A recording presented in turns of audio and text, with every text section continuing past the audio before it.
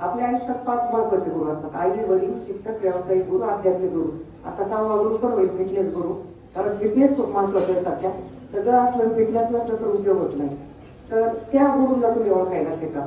आणि सगळ्यात महत्वाचं 5वा जो गुरुचरित्र आपल्याला संदेश देतो की आपल्या मनामध्ये शंका खूप असतात आणि चमत्कार खूप पाहिजे. आपल्याला शंका असून चमत्कार पाहिजे. शंकेची जागा जर श्रद्धेने घेतली तर चमत्कार नक्की होतील. आपल्या मार्गामध्ये नमस्कार चमत्कार झाल्याशिवाय नमस्कार करत नाही. तुम्ही नमस्कार कधी करणार? चमत्कार होणार. फक्त संयम ठेवायचा असतो आपल्याला. गुरुचरित्रामध्ये जर आपण पाहिलं, गुरुवाक्य माझं कामध्ये तुम्ही पाहिलंय त्या उक्तीनुसार गुरुचरित्राचा आता मी सांगितलं तुम्हाला दुसरा अध्याय, 20 अध्याय आहे गुरुचरित्रामध्ये.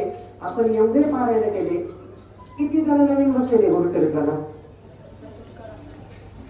बरेच जण नवीन, म्हणजे बाकीचे जुने.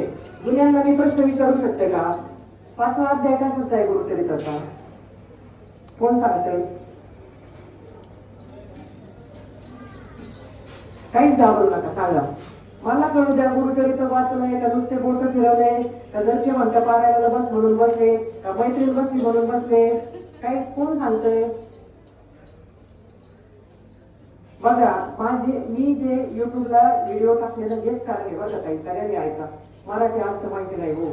1 ते 9 अध्याय पहिल्या दिवशीचं वाचन, 10 ते 21, 22 ते 29, 30 ते 35, 36, 37, 38, 39 ते 43, 44 ते 53. प्रत्येक व्हिडिओ टाकलेले अर्थ दिलेले त्याच्यामध्ये. गुरुचरित्राचे अर्थ दिलेले. तर प्लीज वाचा. श्रीपाद श्रीवल्लभ अवतार 5व्या अध्यायात होतो. श्रीपाद श्रीवल्लभ यांच्या आईचं नाव काय? आता आपण सिद्धमंगल सूत्र म्हटलं ना माझ्या मार्गदर्शनाच्या आधी. काय नाव आहे श्रीपाद श्रीवल्लभच्या आई आणि वडिलांचं नाव?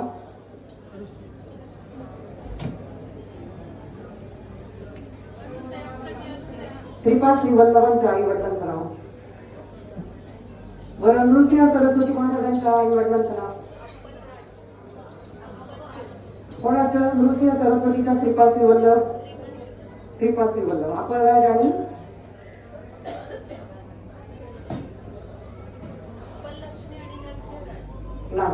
सुमती आणि अक्कलराजा. आणि नृसिंह सरस्वती अवतार श्रीपाद श्रीवल्लभानंतर कारंजा नक्षत्र, अंबा, भवानी आणि माधव. म्हणून मी म्हणते लक्ष देऊन वाचा. झालेल्या चुका पुढच्या पारायणाला तुम्हाला आठवण. तुम्ही प्रत्येक गोष्ट लक्ष देऊन वाचा. 40व्या अध्यायात काय, 48व्या अध्यायात काय महत्वाचा अध्याय. आता परवा तुम्हाला कोणीतरी विचारलं वराल्याला मार्गदर्शनाला, मी विचारलं गुरुचरित्राचा 20 अध्याय कुठला? त्या मावशी पण चूक नाही म्हणते, त्यांना 20 अध्याय शब्द नाही समजला. आणि बऱ्याच जणांचं म्हणणं आहे फक्त 14वा अध्याय महत्वाचा गुरुचरित्राचा.